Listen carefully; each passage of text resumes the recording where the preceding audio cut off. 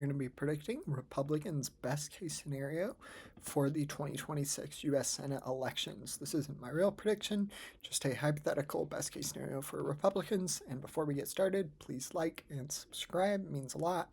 But for now, we will get started with the first state. We've actually got a few in the likely and safe column. For now, we'll just go with likely. I think Kansas would probably be in the safe column for a Republicans' best case scenario. But I'm going to go with Florida into the likely red column. I think that the state, even in a best year for Republicans, and this is best case scenario for 2026, which is looking like it'll be a good year for Democrats in general, but I do think Florida would still go into the Republican Party's column by a fairly consistent margin. And then we actually will have one more in the safe column, that being the state of South Carolina. I'm going to put that into the Republican Party's column. That brings them to 46 to Democrats 43. I think that will be the end of the safe, and well, there will be a few more in the likely column.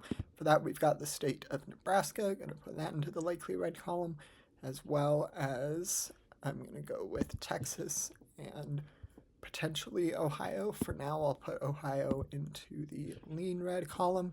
But this is, like I said, not the real prediction. I do think Republicans will probably win at least Kansas, or at least Nebraska, Texas, and Florida. I think Ohio will probably be the closest, which is why I put it into the lean red margin.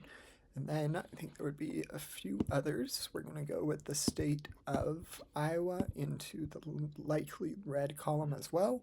That brings Republicans to a Senate majority, 50 seats. Now we're going to do a few states for the Democrats. We're going to add a tilt rating. And I think best case scenario for Republicans in Minnesota, I think it would take quite a bit for Republicans to win it. I don't think they are. So for now, I'm going to put the state of Minnesota into the lean blue column with New Hampshire in the tilt blue column.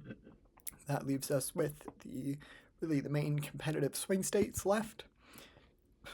I think in the state of Maine, in a best case scenario for Republicans, Susan Collins has fended off some high name notable Democrats in the past, and I think that is certainly a possibility she can do it again. I don't think it's the most likely scenario for the actual prediction for this Senate election this November, but for now, I think best case scenario for Republicans, that seat is going lean red, as well as the state. Actually, I think in Republicans' best case scenario, Alaska would go likely red.